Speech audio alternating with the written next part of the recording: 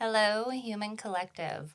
Welcome to the Upside to Grief. My name is Story, and I am your host. And my name is Erika, and I am your co-host.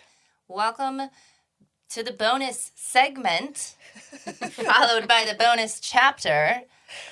Joe is still here with us, Hello. and we're gonna do some grief deck polls. Yes, we are. I'm very excited because I just got to meet Joe, which is Story's mom, today, and yeah, I think these are a cool way to get to know people too. Yeah. Just because it's not like we have to do small talk or anything. We're gonna jump right into right into it. Literally, Right into the heavy stuff. stuff. Yeah. So we were looking at these just a little bit before we started. Did either of them kind of stand out to you more, or do you want to start with either of them? So, do we want to explain what either Sure, of them are for yes. the people who don't know? It's a guessing game. So these are grief deck polls. So grief deck polls are our segment where we pull from two different decks, and we basically just talk about the subject that presents itself on the card, and we share our experiences or just talk about it in general. One of them is called the Grief, Grace, and Healing Oracle Deck and Guidebook, and I just realized that there was a guidebook today in our previous. So we're going to incorporate Yes, that. we're going to incorporate it. Yeah, previous segments did not have that privilege because I neglected to see it. But that one has three different categories. One is grace, one is grief, one is healing. Story and I talked about how I don't feel like pulling the grace card ever. But Up the that card. other I'm just one. kidding. I'm sorry. That was really aggressive. My bad. It was. I forgot the title of this one, but it's one that you can find on Amazon. It is the Grief, Rituals, Healing, and Integration deck, I believe it's called. But it's pretty cool because there's just like a lot of artwork from current and local artists. And then on the other side, there are different types of exercises or rituals.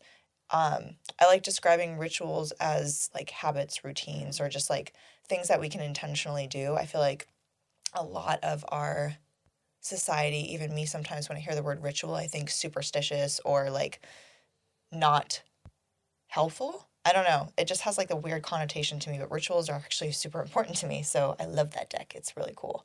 But yeah, were any of them, I know you took a peek and you were pulling some cards out that kind of intrigued you. That was kind of cool. Are we Yeah. going to go random or are we going to? We're going to go random. I think Okay. I'm going to pull one from the healing. Okay, let's do it. Healing. Um, You are in your healing era, I feel like. I know, but I also just realized that I don't have my cheaters, Oh, so I can't read this card. okay. We'll help you. So somebody else can Yeah, read it we for got me. you. Story, do you want to read it or you want me to read it? Whichever. Okay, I'll read this one, then you read the next one. Okay. Okay. It's all fucking gold foil text. Uh-huh. Okay, so Joe pulled from the healing deck and it says, remember the healing continues. Healing is not linear, but rather a spiral. As one layer of a wound heals, a new layer peeks through, eager for needed TLC. There's nothing to solve or resolve. Instead, evolve through healing. There's a little rhyme for you. Nothing to solve or resolve, instead, evolve. A healing milestone has been reached and should be recognized. The blessings of healing continue. Keep supporting yourself and share your medicine. Does Any initial anything, thoughts? yeah, come to mind?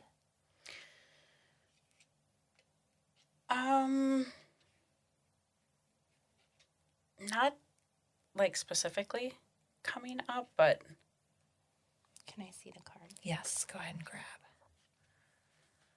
Does it say a number on there? Right now? 59. Okay. Because we're gonna use the guidebook because it's kind of cool. There's a little section for expanded meaning and action steps. So I'm just gonna read them. Okay, remember the healing continues. Healing journeys rarely have a definitive start or end date. Therefore, what can be frustrating about them can also be fascinating. The healing from a loss never really stops, but often continues for a whole lifetime. You may have found this to be true with dreams that died, when they viscerally come back into your consciousness years later through an uncannily timed social media post, or how offhand remark at a party. These dreams may be reimagined or reprioritized as part of your healing, or they may simply need to be mourned again, felt again, and healed again. Childhood sorrows may always be a part of your life if they inform it in a meaningful way. For example, you may have chosen to create your own loving, tight-knit family or a supportive and loyal friend group motivated by the cold and isolating feeling from the family or lack of family you grew up with. The spiritual concept of the wounded healer, someone who uses the medicine they discovered as a salve for their own pain to then help and heal others, is one that may resonate with you now. Just as physical wounds may never fully heal, like the visible scar left behind or the invisible ache that arises when it rains, the wounds of grief and loss are never gone, but part of you, lovingly integrated through healing. This card indicates a growth spurt or milestone in your healing, or a deeper healing beginning to transpire. I mean, when you read that part, I think what comes up for me is kind of what I talked about in my chapter, where, or at least in the segment where it was like I didn't feel like I was in a space to grieve for a long time for my brother.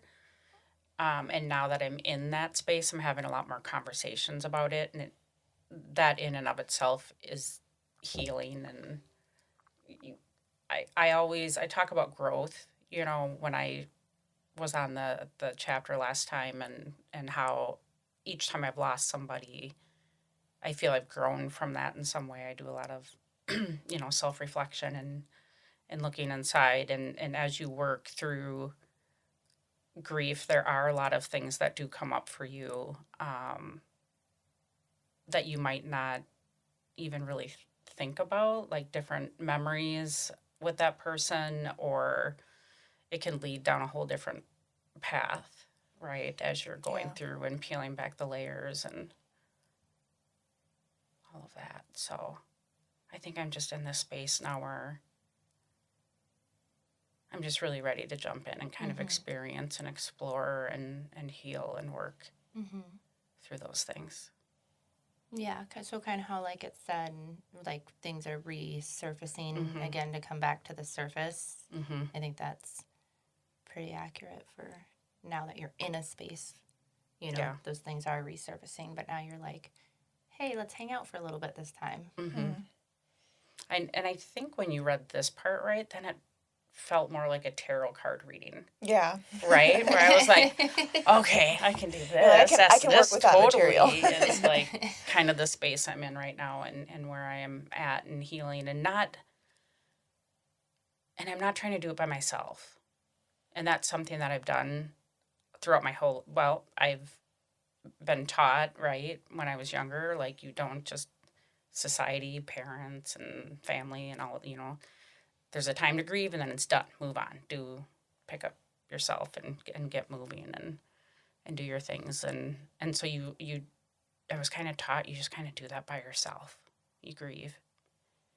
And I'm not doing it that way this time.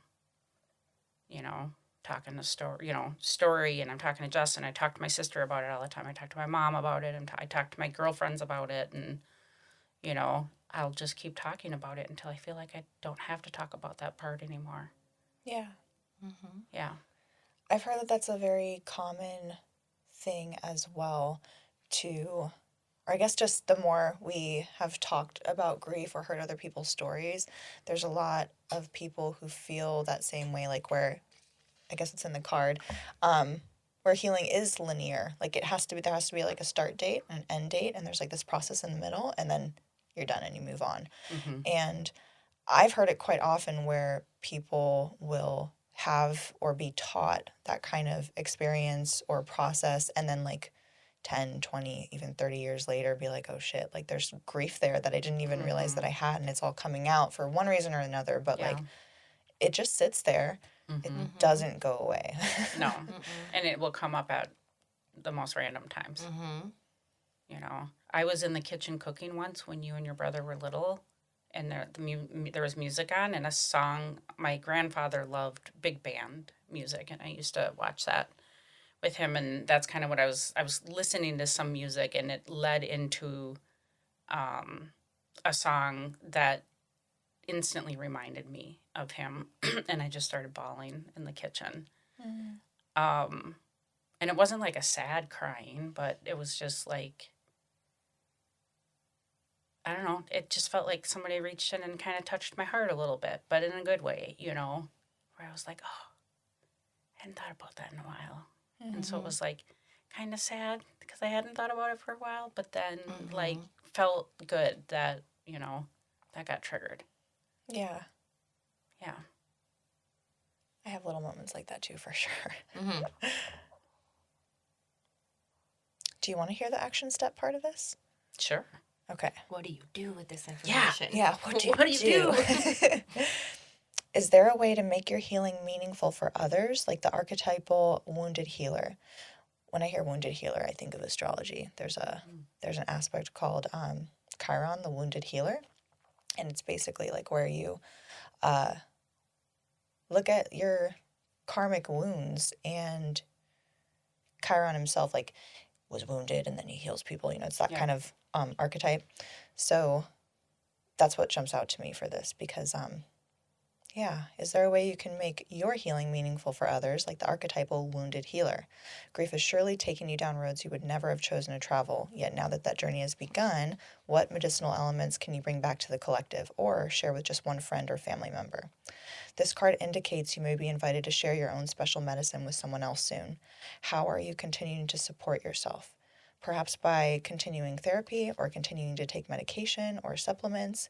Healing requires maintenance. Recommit to a healing modality or research new ones. Don't feel like you have to pretend you have it all under control or figured out.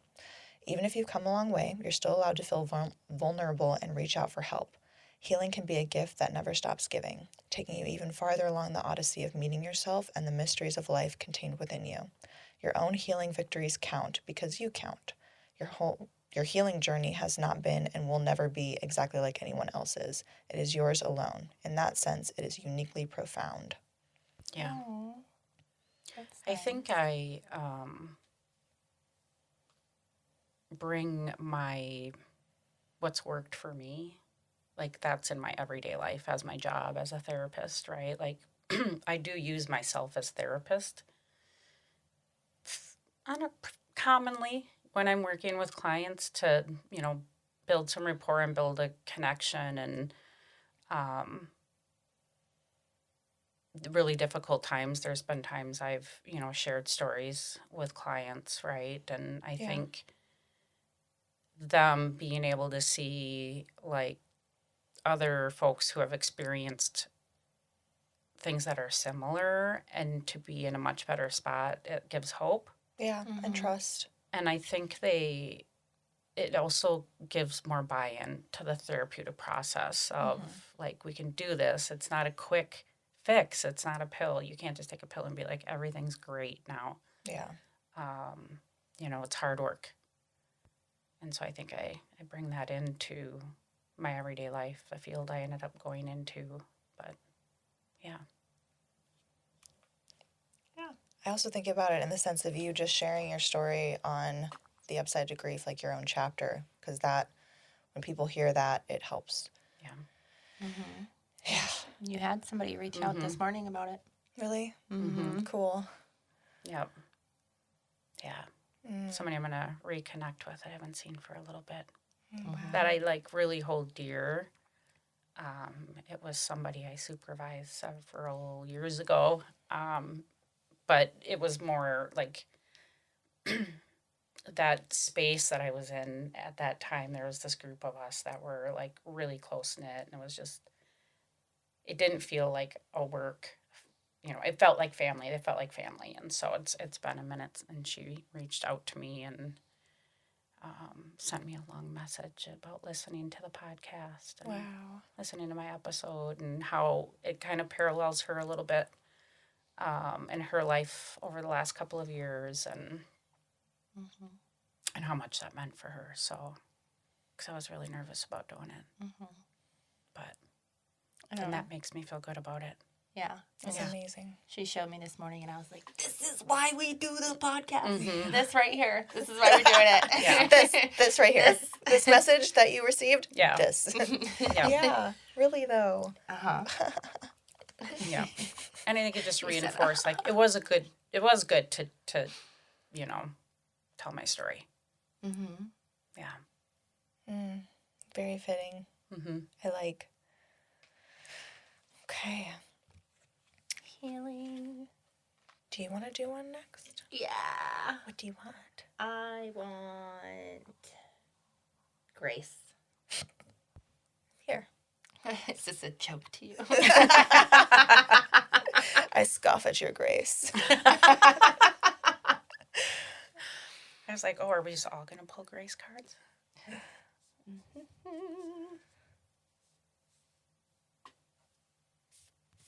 She's pulling the card. That was cool. Sounds. I like sounds and stuff. Sounds. Okay, so I pulled a grace card, and it is number 36. Learn the lesson with love. Grace helps you view experiences, relationships, or situations through the lens of learning. A profound lesson now helps you understand yourself, others, and the world even better. Assimilating this teaching ultimately brings more blessings to you and others. Avoid being too critical, judgmental, or harsh with yourself. Love yourself through this awakening for quicker, more powerful shifts. Want me to go into the expanded meaning right away, or do you have anything to say? I would like to continue forward. Okay. You want to hear your tarot card? Expanded meaning. Okay, I won't talk like that. I Grief, think this sounds nice. grief naturally instigates a time of reviewing and reflecting upon your life. Okay. I can't. I won't take it seriously. Okay. Grief naturally instigates a time of reviewing and reflecting upon your life. One of the most profound and sometimes incredibly difficult things about life is that we are always learning or always being invited into the classroom of existence. A lesson can happen organically, like being reminded that your actions cause reactions or consequences in the world when others get upset or offended by an offhand comment you make casually. Or a lesson may be something more fated or spiritual, like encountering someone challenging who ultimately teaches you to practice having compassion for all people.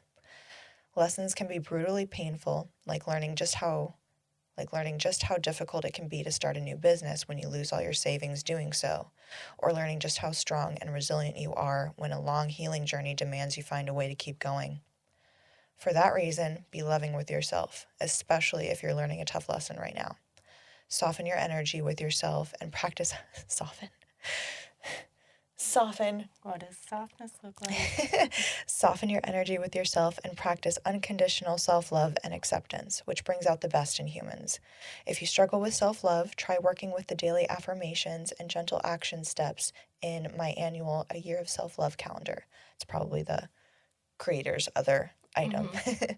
Identify more pleasurable lessons happening in your life as well, brought to you by grace, like learning just how much someone cares for you when they show up to support you, or learning just how creative you are when a project taps into new avenues of genius within you. I mean, I'd say this is pretty accurate for what's going on. Since this is the bonus chapter segment, this is the bonus segment. We have no idea when this is actually going to air or when it is going to reach you. So what I'm going to say right now might be not relevant whatsoever when this gets released, but currently Or totally out of timeline. Yeah, totally out of timeline. That's okay. It's the end of November, just in case you guys wanted to know. Mm-hmm. Literally the last day of November. What is the last day of November? Yes. So yeah, anyways, there's there's a lot of transitions happening in my life right now. But they're transitions that I am initiating. Yeah, you wanted them. I want them. And I feel like I was just talking with my mom about this yesterday. I was like, for a second, I'll be like, am I doing the right thing? But then I'm like, I can't keep doing what I'm doing right now. Like, not that what I'm doing is bad. Like, I have good things on my plate, but it's not, I'm just stagnant and I can't move forward in the direction that I want to move forward in if I don't make changes to my situation right You now. have to make space. I have to make space. Yeah. I don't have space and I don't have time to go down certain paths that I want to go down. And in order to do that, I need to create more space for myself. And Yeah. so I am making a decision that is going to create more space for myself coming into 2026 or whenever this gets released in 2026. But, yeah. And then I guess the being kind to yourself, I think what's been kind of popping up is like forgiving myself is something that's been kind of weaving in and out of my thoughts lately, just about things that have happened in the past. And I don't know if I've actually fully forgiven myself. So I'm working on that too. Yeah, we've been talking a lot about So forgiving like previous versions of yourself Mm-hmm. for things that don't feel like they fit you Anymore. now. Yeah. But that you're still kind of hanging on to, like, you know, if you're like, I really wish I wouldn't have done that, right? Yeah. Or I really wish I would have did this differently or said this, that you have to kind of let that go and have some forgiveness and acceptance and love for that other version of yourself, because that version got you to where you are now. Mm-hmm. And sometimes that can be difficult to do. Mm-hmm. I'm learning that right now. You're learning. I'm learning. I'm learning it you right guys. now. She's learning. Yeah. Want me to read the action steps for you? Sure. Tell me what to do, please. I will tell you what to do. I like telling people what to do. Please boss me around. Okay. You don't have to like lessons when they're happening. Many times we simply endure them. Often the positive benefit of a life lesson shows up not immediately, but over time. If you're learning something hard about yourself, someone else, or life in general, be kind to yourself in actionable ways, like speaking gently and encouragingly to yourself in your own thoughts. Be good to yourself by seeking out people, activities, things, and places that you love and that nourish your spirit. It's a self-sabotaging myth that we get more out of ourselves when we're hard on ourselves or overly punishing and critical.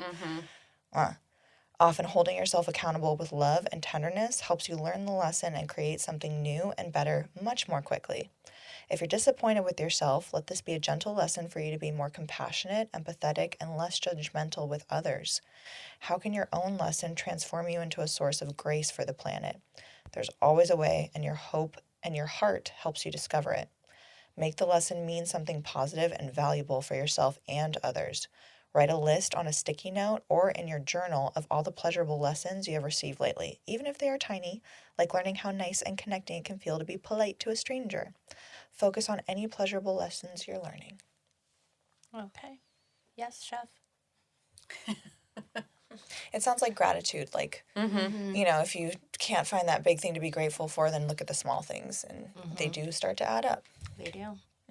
Well, one thing you said in there made me think about, like, just talking about forgiving former versions of yourself or accepting and loving them is like, can you write them a letter? Speaking of rituals, and like to that part or past version of you, could you write a letter and then in some way, you know, maybe you burn that or you let go of that in some kind of way to kind of like ritualize and cement that, like, right, accepting all parts of you. I actually heard an interesting take, which really isn't like a drastic difference in writing a letter, but so you said writing a letter to that version of yourself, right? And, you know, it's probably going to be like an apology letter or, you know, filled with love. But I heard a prompt, I think it might have been today, of pretending that you're still that version, writing to yourself, giving yourself forgiveness. And I thought that that was really interesting because I feel like even wounded parts of myself, if I saw how like badass my current self was or like all the things I've done, I would have been like, no, like it's totally okay. Like it's okay. You know, like that forgiveness part. Cause yeah, I would just be like, yeah, I'm going to be cool. I see you. You're doing good. Like, okay, everything's going to be okay. You're forgiven. Yeah. Yeah. I thought that was interesting because, like, in all the journal type prompts that I've been given, it's always, Yep. write to my dad or write to that past version of myself or write to my inner child or, whatever it is that, like, hurts that I'm going through grief with. And then when I heard that, I was like, oh, that's interesting. Yeah. Ooh. Yeah. I need to buy some journals.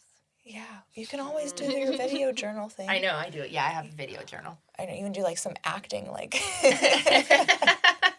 Have shades on in one. You can do an empty, like, do the empty chair and you just keep going back and forth. Ooh. That would be kind of cool, actually. Yeah. Okay. Any closing thoughts? No. Okay. I kind of want to pull one of the topic cards now, too. Yeah. And maybe we can just pull, like, one ritual at the very end and we can all talk about the same one or something. Okay. Okay, I'm going to go with a grief card. That's the one time. I know my mom was like, I'm going to hit the thing because I talk with my hands. And I was like, listen, Erika hits it every single chapter. It never fails. Everybody hears it. They're like, oh, yep, there's Erika. There's literally no way that I'm not. I use my hands so much. Even just now when I was reading the book, I was like, what is that noise? And I'm like hitting the cable. Sounds. Okay. I'm not even shuffling. I'm just moving the cards around so you hear it. Okay. Okay. This is the grief topic, and it says navigate transformation. You are evolving, which can feel uncomfortable or vulnerable. Be extra supportive of yourself. In time, what is new and different will feel like second nature and be easier to manage. As you change in powerful ways, this rebirth helps you also reclaim precious parts of yourself that should never change. Manifestation opportunities arise. Ooh. That's nice. Didn't expect that out of the grief card. Grief deck. Okay, so the expanded meaning. A major loss will automatically initiate transformation. While life is about change, transformation suggests a more drastic, significant, or holistic shift. This can feel unsettling and even disorienting. Extra self-care creates a safe container for self-exploration. Transformation may feel subtle at first, and it may take time before inner evolutions show up as outer manifestations. A situation, relationship, role, or way of being with yourself or the world that has been your comfortable status quo might now feel undesirable, uncomfortable, untenable, or even intolerable. Don't resist the new, including new versions of yourself. Yet, recall the old adage, measure twice and cut once. If the loss you're grieving was recent, consider that you've already been through a big change. While more changes are coming, reground and look around you, getting your bearings and the lay of the land first. Okay, immediately, so as the story mentioned, as we are recording this, it is November 30th, 2025. Who knows when it'll air? But Story and mine and Story's friendiversary was yesterday. It was the first day that we hung out a couple of years ago. And we met before that, but it was the first day that we hung out. Hung out, yeah. Mm-hmm. And we took a picture, but I remember exactly what we were talking about when it's like a picture where we're just making a silly face and we're sitting on a curb, just like on the sidewalk. Yeah. Yeah. No, we're just on the curb on the ground. Well, we had already like done our thing. And yeah. Was that the day we saw dolphins? Yes. Yeah. We did. We it was saw cool. dolphins. Nice. It was cool. Yeah. But we were just walking back up and we had sat down and we had a conversation about some things that we just were not going to accept out of people moving forward. And one of the big ones that we were talking about is like, I am not going to have shallow relationships with anybody. Mm-hmm. If you like can't, I don't think we went into it in this much depth, but I feel like the gist of it now was like, if you can't handle my grief, then like, I'm not going to spend my time on you. Like, why? It's not going to work out. It is who I am now. Mm-hmm. And I immediately thought of that because, if I can't talk to somebody about grief, which is such a huge part of my life, then I don't like, just time is so precious. Like, that loss, like me losing my dad, and I know you feel similar, and you maybe, I don't know yet. But, like, time means something completely different now after losing my dad. And it, not like I felt like I lost anything in the process of him dying, but, like, literally just a switch turned off or turned on. And it just became really precious. Those little cliches where, you know, they're like, we never know, like, what, like, if you'll wake up tomorrow, like, so YOLO. Really, though. Yeah, like, actually. And that doesn't mean do stupid stuff. It means be present and So it means do the opposite of stupid stuff. yeah, Right. do intentional things, have relationships with people that mean something, or cultivate that. Yep. Because it's not like you have to, like, meet somebody right away and be like, oh, this person is, like, my soulmate friend. Yes. Like, it means, okay, this person is worth having this conversation with right now. And if I feel like I'm not comfortable in a situation or even in a conversation, then I'm not going to have it. I'm just going to be like, okay, bye. Yeah. Yeah. Yeah. Just removing yourself from that space. Yeah. This is a little bit more drastic of an example, but my husband, Jim, is really good at, I don't know if you would even call it expressing what he wants to do, but we'll be talking to somebody, and if he's done with the conversation, he'll say it. He'll be like, okay, I'm done talking and I want to leave. Bye. And he'll just leave. And I like that a lot about him. And sometimes I really try and grasp that. Yeah. Yeah. And yeah, because he's never doing it in a malicious way. And sometimes people are, like, kind of caught off guard, like, oh, okay, we're done. Yeah.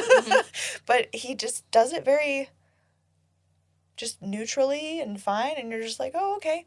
Yeah. Like, I accept that. Yeah. And yeah, I just like that about him. And I try and incorporate that too in, like, other areas of my life, because I just feel like it's so useful. Just, we're told all the time to just say what you mean and mean what you say or whatever. And we just don't do it enough. Or I don't do it enough. I have a lot of people I think in pleasing general we do not do tendencies. that enough. Yeah. That's why people are shocked when he says that, because they're like, who says that? Yeah. Right? You're saying what you need? Yeah. What? You're saying what you want? Yeah. Yeah. Okay. People just aren't used to that. It's kind of like what we were talking about a little bit before we started recording, where we were talking about, like, people engage in conversation with you, but do they really want to get into deep discussions with you? Like, they'll ask you how you are, but do they really want to know how you are? And, like, you know, putting it into context. But yeah. I feel like it goes with one of our little unhelpful platitudes that we've talked about. Like, let me know if I can do anything for you. It's like, do you actually want to know what you can do for me? Because are you actually going to do it? Like, do you? Do you? Yeah. You know? Yeah. Right. Because if you're like, oh, okay, right, then that's what they're expecting. But if you're like, yes, I really need help with this. I need this, this, and this. Could you please grab that for me today? And then they're like, that seems like a lot. I'm actually busy today, but, like, next Friday around 4:30, I might have a little time. Yep. Yeah. Yeah. Yeah. Yeah. Yeah. That's one of the reasons that I think we said, like, don't ask people, like, what they need, because then that's putting the responsibility on them to, like, make the list or whatever. But, like, if we actually did that, do you really want to see my list? Right? Yeah. Yeah. That's so interesting. Yeah. And people aren't used to other people just kind of saying what they want or need. That is actually something I'm trying to work on doing, instead of, I tend to pacify, caretaker, that kind of thing. And, like, I'll halfway say things and I'll be like, I forget it, I'll just do it myself. You do that. All the time. I'm always like, just tell me, what do you need? Speak it into existence. Yep. Yep. Yeah. Yeah. Because there's also the little aspect of, like, I don't want to be a bother. Like, I could do this myself, technically. Yeah. But sometimes it's nice to have people do those things for you.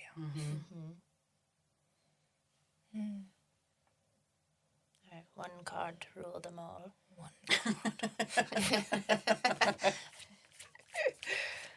Okay. So, how about this?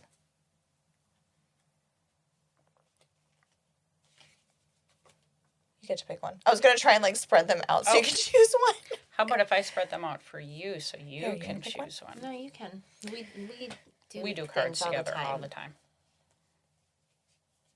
They're not like beautifully spread, I apologize, but Have we? Does this one look familiar? That one looks familiar. Doesn't it? I don't think I know this one. knobby knees. I like it though. Yeah, it's pretty. So the card is woman's Legs. legs. Looks like a woman. Woman's legs. And then there's some plants and some flowers kind of coming up to her kneecaps. And you can just see from the thigh down to the ankle. Yeah. That makes me think of grounding. Ooh, I like that. One of the things about these cards is that the artwork doesn't necessarily coordinate with the text on the back, but I like that. But I like that. No. I didn't mean that in like an argumentative way. I meant like it's cool that you saw that right away, because I was like looking through a lot of them and I was like, oh, these don't really like go with what's on them, but it's pretty, it's cool. And then the guidebook for this is like descriptions of the artwork. Like it's not like this represents blah blah blah. I was kind of not necessarily disappointed, but I was like, whatever. We were kind of hoping. Well, let's see. That's why I wanted to comment on that right away. Like, let's see if it mentions anything related to that, because that's kind of cool. This is Holding Vigil. Do either of you guys want to read it? I don't have my glasses. Yes. Do you want to read? Or you want me to read again? Whatever. Do you want me to read? Yeah. Okay. This image reenacts the final weeks of my mother's life, holding vigil in her room, surrounded by condolence flowers, waiting for death to relive her pain. Having experienced the anticipatory grief of end-of-life care, I recognize the feeling of anxious anticipation before and after the death of a loved one.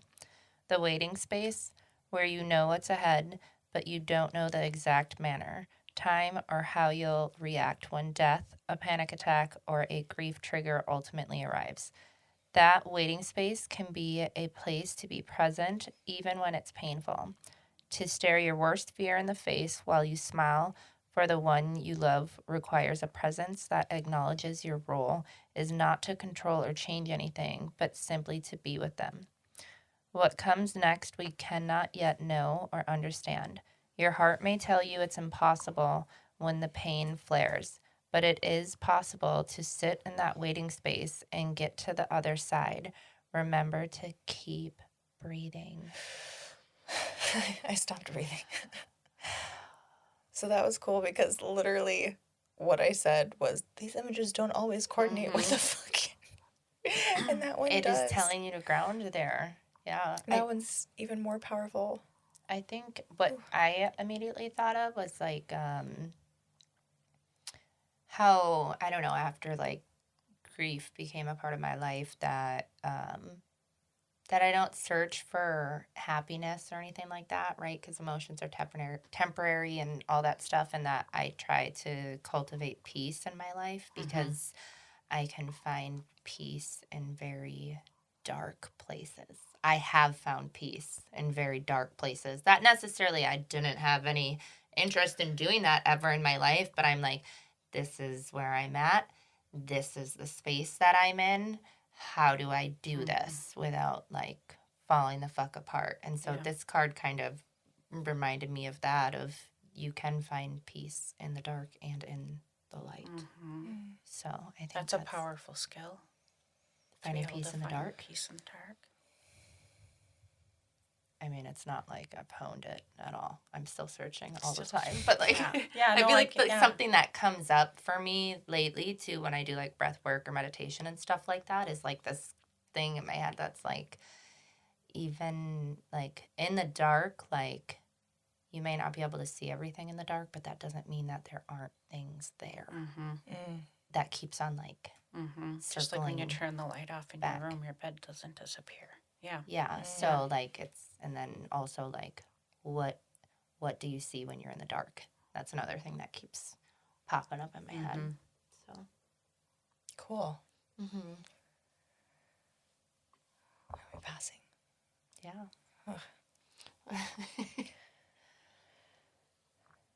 Well, my dad dying was full of anticipatory grief because we saw him dying. And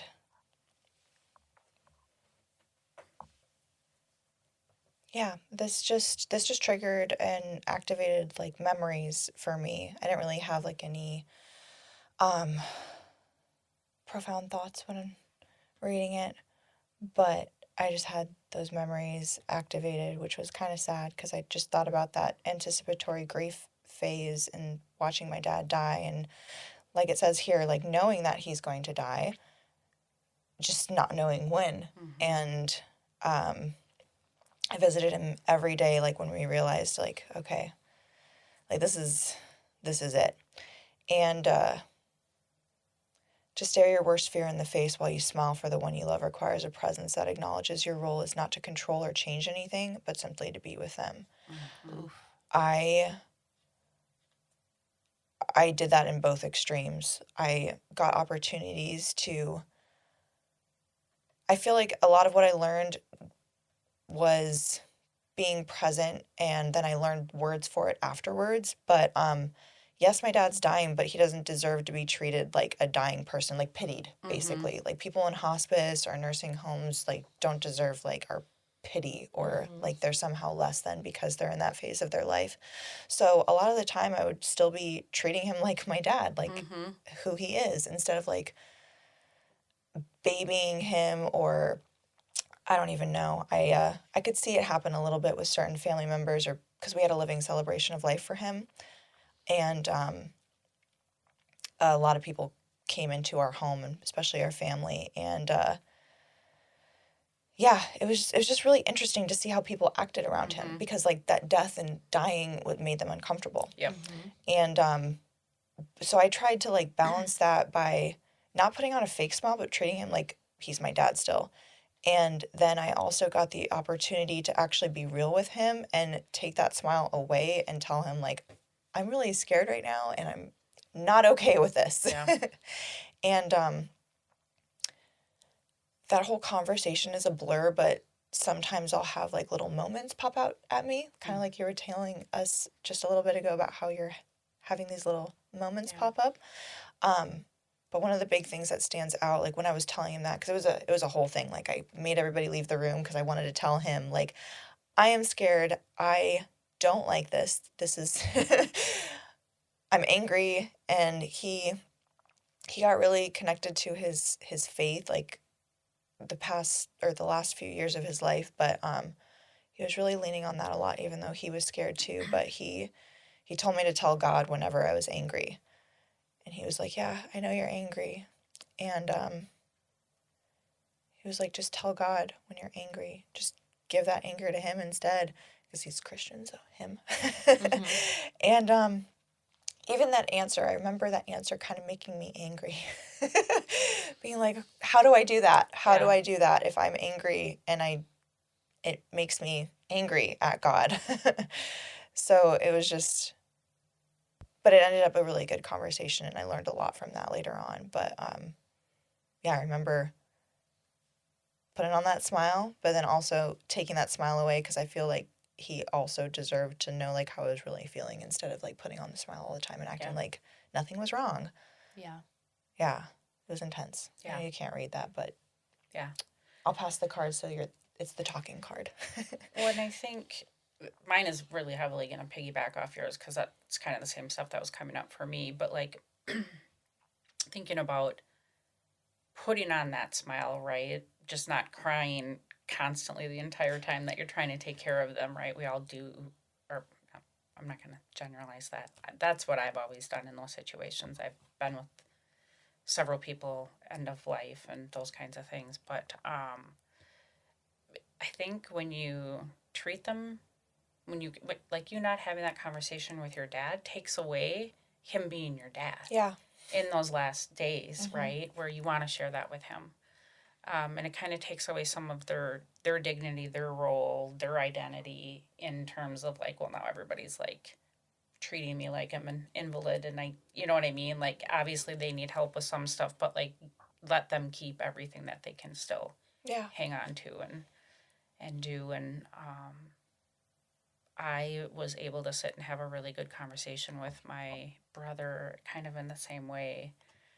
on the front porch, and that was the only time really in that process that I was really honest with him on how I was feeling. Otherwise, I was really trying to control a lot of it. Not like what he was doing or what path he was going down. I was just in some way to manage my anxiety. So getting on the phone with the insurance companies, like those are things that I can control in those moments, right? But being able to have that conversation with him on the porch, like we spent the entire day on the porch and laughed and cried and talked about being scared about what was happening, and that is what sticks with me. That was the most important part, for him and I in that, besides me being there and taking care of him, was sitting there and being honest and being real with him and sitting next to him as his sibling and kind of joking around and still razzing him and giving him shit. You know what I mean? So that it wasn't removing who he was in my life. Or yeah. Mm-hmm. So yeah, that's kind of what I was thinking of when you were reading it. I love those cards. Yeah. No, they are. They're They're great good. cards. Yeah. Mm-hmm.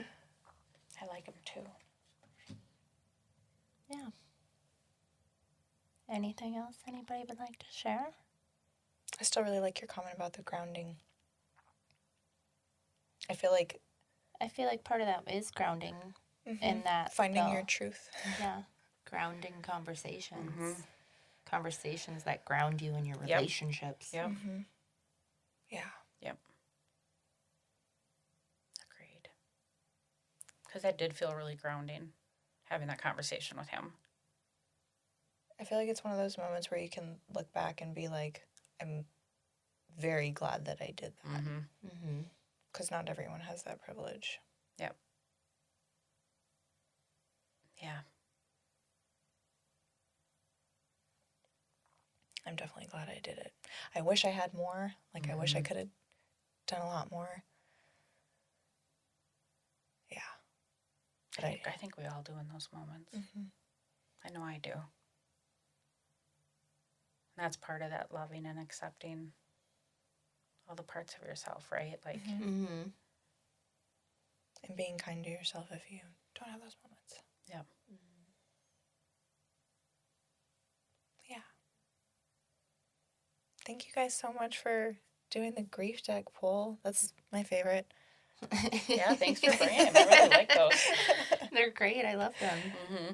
I mean, I feel like all the segments are my favorite, but I can't wait to hear more like Grief in the Wild and I do like Grief in the Wild, but I love Moments of Knowing too. Those ones, they can be. I feel like they can be fun. Yeah.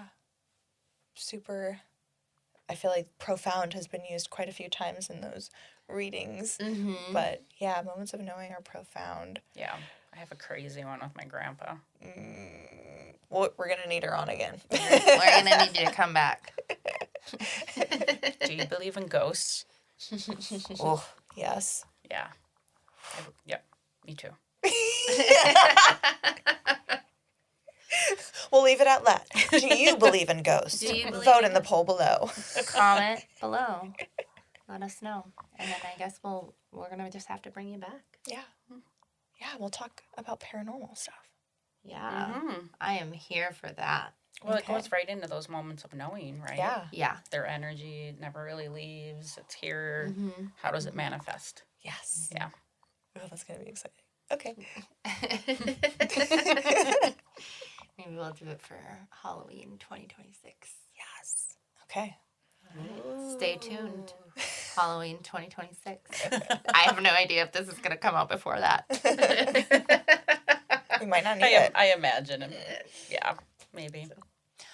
All right. Well, yes. Like, follow, comment, share. Subscribe. Follow us on Audible. Do all of the things. Yeah, do all of the things. Do all of them. Hit all of those buttons. Yes. What she said. Thank you so much for hanging out with us again. We love you. Bye.